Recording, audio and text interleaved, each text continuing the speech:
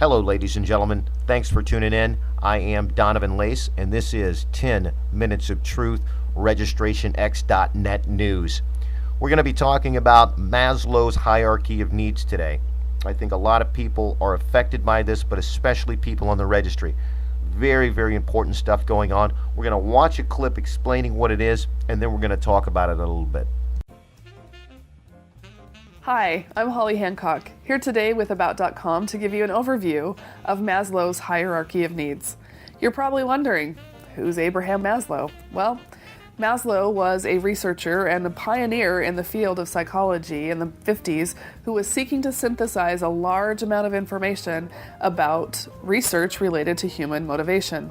Ultimately, the fruits of his research were that he presented a hierarchy of needs categorized by two groups, deficiency needs and growth needs. The important thing about the hierarchy is that it's built on a foundation of basic needs that must be met and satisfied before higher levels of the needs are met. So, let's take a look at Maslow's hierarchy of needs. So the bottom of the pyramid for Maslow's hierarchy of needs are our physiological needs, those needs that are required for us to sustain life. Breathing, sleep, water, food, and even sex are important for us because we want to perpetuate the species. The next step up on the pyramid are safety needs. Needs are met when individuals feel safe and secure with no threat of physical or emotional harm. Those areas and safety concerns are going to be living in a safe area, medical insurance, job security, financial reserves. Difficult, I know, in this economy, but those things that are essential for us to survive. In the middle of Maslow's pyramid, we begin to see our emotional needs of love and belonging. Once a person has satisfied the physiological needs like sleep and breathing, and safety, living in a safe area and knowing that you are secure from threat or harm of danger, higher needs become more important. Our need for friends, our sense of belonging, and our ability to give and receive love. These are all emotional needs that need to be met as we continue through Maslow's hierarchy of needs. Next, it becomes important as autonomous human beings to experience a sense of esteem, to feel good about ourselves. We want to feel like we're important, that we matter. Those things that make us feel important and that we do matter on this earth are self-respect, achievement, attention, recognition, and our reputation. Finally, the apex of Maslow's hierarchy of needs is self-actualization.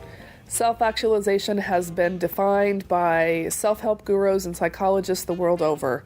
According to Maslow, self-actualization is the quest of reaching your full potential and being connected with the world. Some of those traits of being connected with the world and reaching self-actualization include truth, wisdom, justice, morality, and a lack of prejudice. Keep in mind, though, as you think about self-actualization, it's not an endpoint, it's not a destination, it's a journey, it's something we as humans are constantly trying to achieve. Finally, the benefits of understanding Maslow's hierarchy of needs. Well, if you are in a social and behavioral science field, a psychologist, a counselor, a social worker, it's important to know where your clients are on the pyramid. You must understand where your patients are before you are able to address, assess, or even work with psychological issues. It doesn't make a lot of sense to delve into a patient's negative childhood experiences when they're struggling to keep a roof over their head and maintain steady employment. Understanding Maslow's hierarchy of needs is a critical building block to understand other theories related to human growth and development. Thanks for watching. I'm Holly Hancock, here with About.com. For more information, visit us online.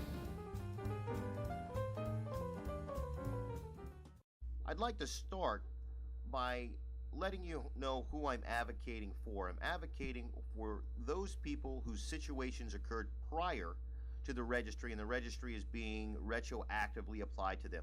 New Hampshire Supreme Court just ruled against this. I'm advocating for kids, yes, teens on the registry, and 18-year-olds especially, whose situations were consensual with someone that was a couple of years younger than them. These so-called Romeo and Juliet cases where an 18-year-old found himself on the registry for life in the state of Florida. It is wrong to criminalize normal teenage sexual curiosity behavior. We don't want them to engage in this, But to label them for life as monsters is wrong. I think we can all agree on that. Maslow's hierarchy of needs. Physiologically, at the bottom, breathing, sleep, water, food, we can all identify with these basic needs. We know we need to, at a hard day's work, you got to come in, you got to get something to sleep. For registrants who are transients, a lot of people didn't realize, yes, you can get food and water at a mission, okay, but a lot of missions and homeless shelters do not allow registrants because they have a non-SO polity because there's women and children on the premises. Even some of the all-male, such as the Salvation Army. Salvation Army has a blanket policy, no SOs. So sleep is a problem. But I truly believe a lot of registrants are at the level of safety, not feel, if they do have a job, they don't feel secure in it, or they're going from job to job, once discovered, fired, looking for something else, not able to save money, not able to cover medical expenses, not able to be secure in their housing because the restrictions are so tight. Think about yourself.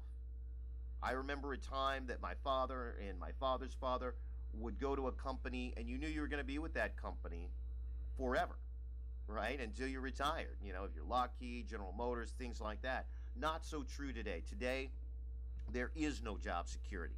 There simply is not job security. And for a registrant, it's even harder. I'd like you to take a quick look at higher rights policy with a background check. Notice they have a special feature not only identifying the person being looked at as a registrant, but giving you explicit reasons why you should never hire this individual with false statistics to back it up. We know that certain elements, as we get higher up, you can be at the physiological level or safety level and still have friends, right? You can still have self-respect, but not in the same way when all these other needs have been met. Can you get to that point? So as we move up to the emotional level, having a large group of friends, or maybe not even a large group, just a group of friends, to feel belonging, to feel love, you need to attain this, and it's hard to do as a registrant.